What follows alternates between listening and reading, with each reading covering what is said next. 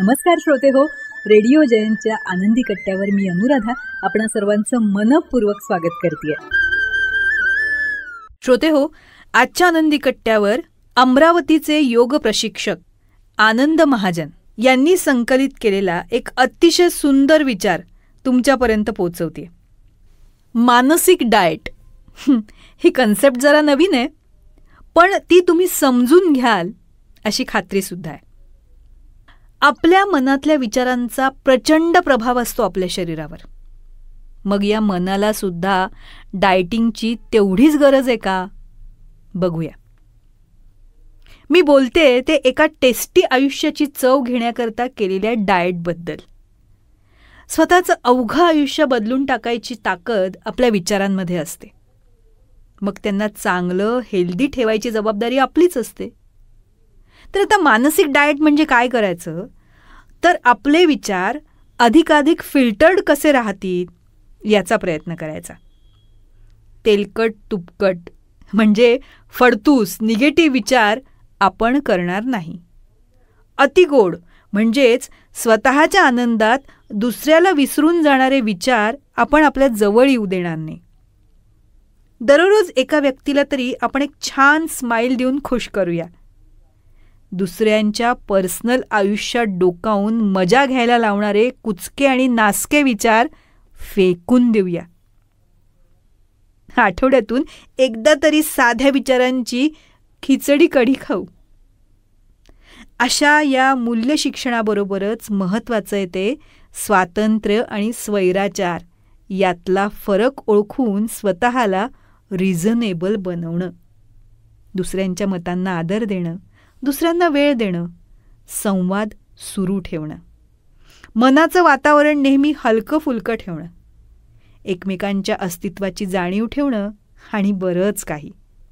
या सगळ्यातला समतोल हरवला ना की आपल्या नात्यांना अपंगत्व येणारच. आणि मग नीट डायग्नोसिसच झालं नाही म्हणून मनाला कायमची बेडरेस्ट पण मिळू शकते. माणूस आहे, मन पण थकतो कधी कधी. त्याला इन्स्टंट एनर्जी मिळते ती फक्त 1 कप कॉन्फिडन्सच्या चहानं. वा. सगळ्यात महत्त्वाचं म्हणजे आपल्या या मानसिक डाएटचे साईड इफेक्ट्स खूपच मस्त असतात. लोक प्रेमात पण पडू शकतात. आपल्या चेहऱ्यावरचा ताण कमी होतो, यंग वाटू शकतो आपण, टेन्शन्स कमी होतात, लाईफ पॉपकॉर्न इतकं हलकं होतं. वास्तविक मन ओके असेल ना तर लाईफ ओके असंच असतं नाही का? मग अशा या डाएटचं व्रत आजच्या सँडविच जीवनशैलीमध्ये एक संजीवनी देईल हे नक्की. साध्या आणि ताज्या विचारांचं सॅलड आपली काळजी नक्की घेईल. शाकाहारी विचार लंबी उम्र देऊन जातील. बदल हा नेहमीच चांगला असतो.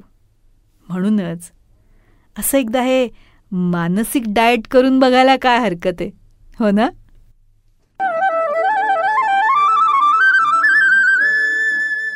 तर श्रोते हो, आजचा हा विचार तुम्हाला कसा वाटला याविषयी आम्हाला आपल्या प्रतिक्रिया जरूर कळवा. त्याचबरोबर रेडिओ जयंतनं चतुरस्त्र हा पॉडकास्ट सुरू केलेला आहे आणि या पॉडकास्टमध्ये प्राध्यापक, लेखक, कवी, नाटककार श्री रमेश कोटस्थाने यांच्याशी साधलेला दिलखुलास संवाद आपण बघणार आहात. या संवादाचे दोन्ही भाग आपण आपल्या चॅनलवर अपलोड केलेले आहेत, तेव्हा हे दोन्ही भाग जरूर बघा. ते तुम्हाला कसे वाटले याविषयीच्या प्रतिक्रिया नक्कीच आमच्या कमेंट बॉक्समध्ये लिहा.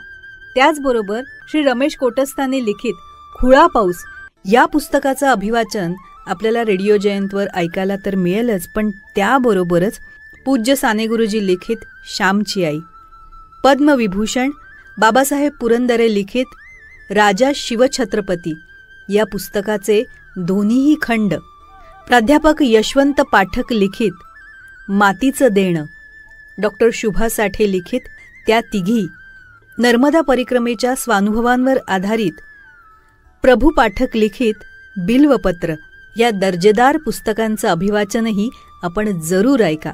आणि ते आपल्याला कसं वाटलं याविषयीच्या आपल्या प्रतिक्रिया आमच्या कमेंट बॉक्समध्ये नक्की लिहा. आणि हो, रेडिओ जयंत हे यूट्यूब चॅनल लाईक करा, शेअर करा आणि सबस्क्राईब करा. याचं सबस्क्रिप्शन फ्री आहे.